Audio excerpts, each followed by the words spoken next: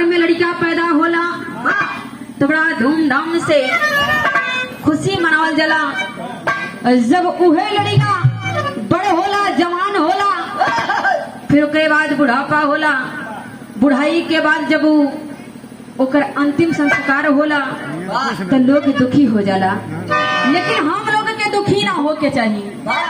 हे बाबू, बतावल गइल की दुनिया में जे केहू पैदा भइल बा ओकरा के एक ना एक दिन जाए के बा। कैसे मास्टर?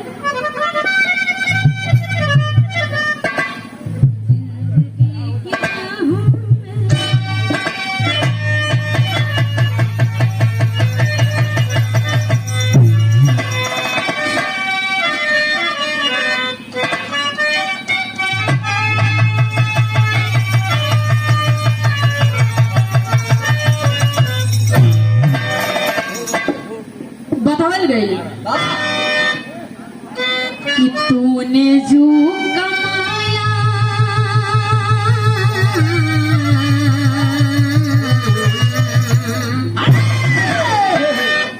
हो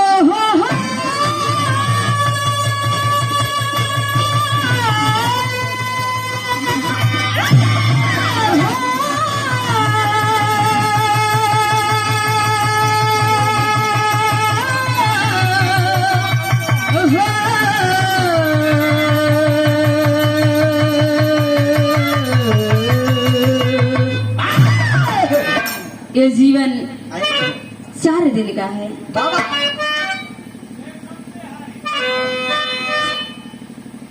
तूने जो कमाया है,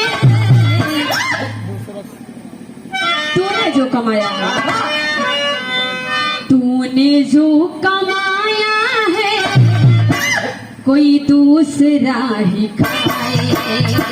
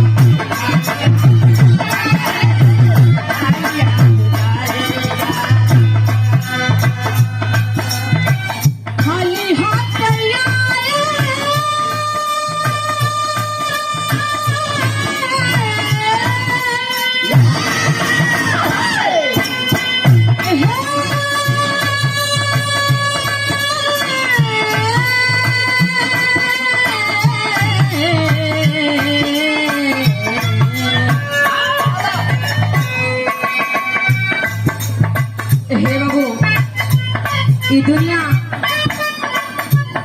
एक माया रूपी संसार है।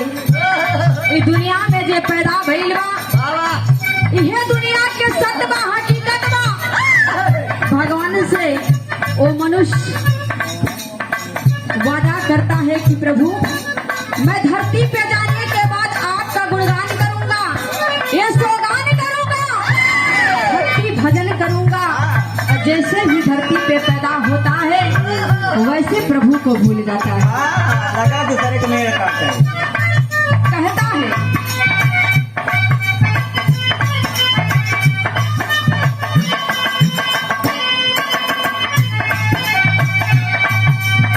सब तलक ये सांसें हैं, सब तलक ये रिश्ते हैं।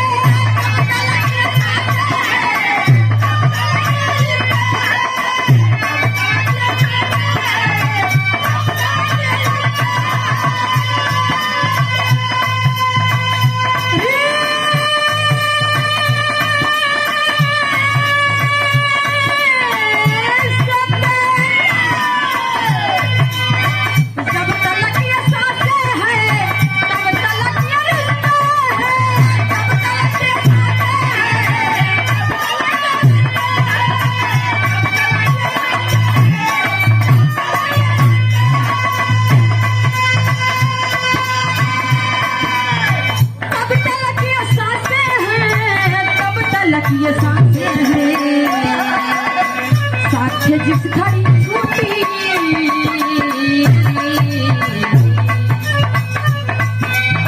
सांस जब तक ये छूटी तब ये छूट जाएगा।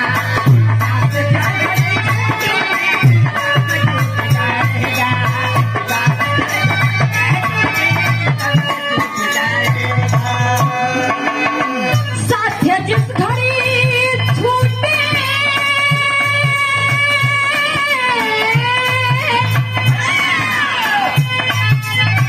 साथ जिस घड़ी ये छूटी रिश्ता छूट जाएगा। खाली हाथ आए हो तुम, खाली हाथ आओगे, खाली हाथ आए हो तुम, खाली हाथ आओगे।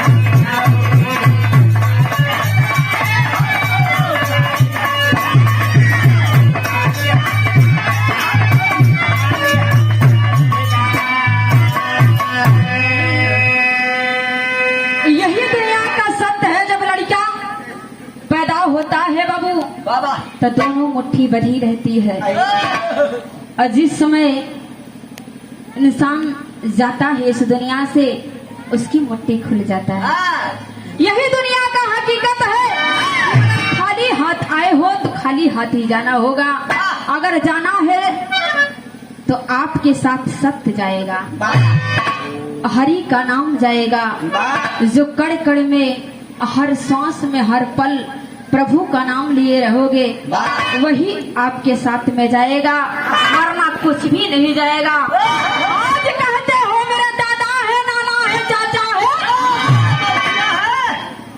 अच्छा मौसी वहीं का तबे हम मौसियाने मनाए गिनत रहे। हे बाबू आज कहते हैं मेरे चाचा है, दादा है, नाना है। कल मरने के बाद सब शब्दों में कहेंगे ये मिट्टी है। जितना जल्दी हो सके इसे घर से बाहर निकाला जाए, लेकिन कहना पड़ा क्या दूसरा अंतरम।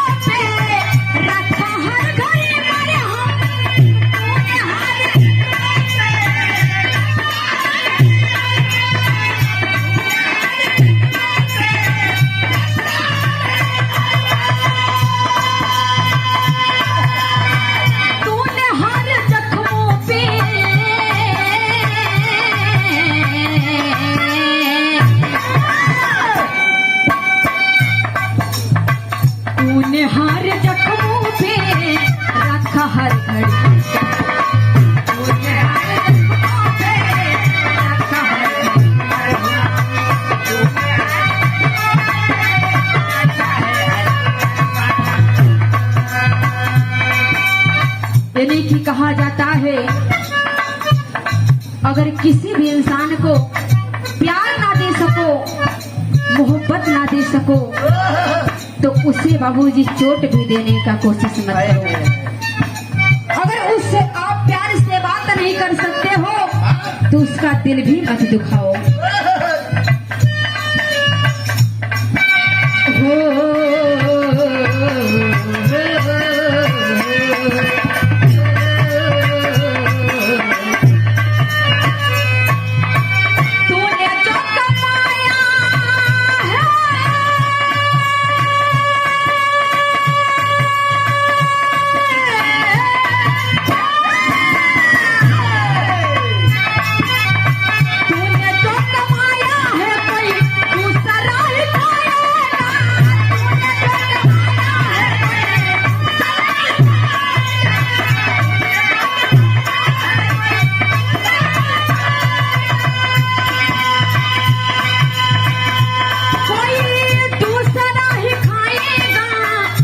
सराही गाएगा।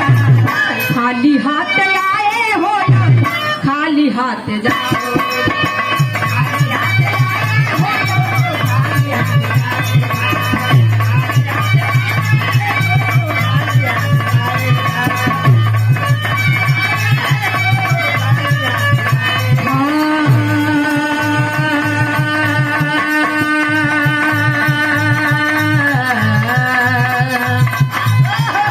तूने जो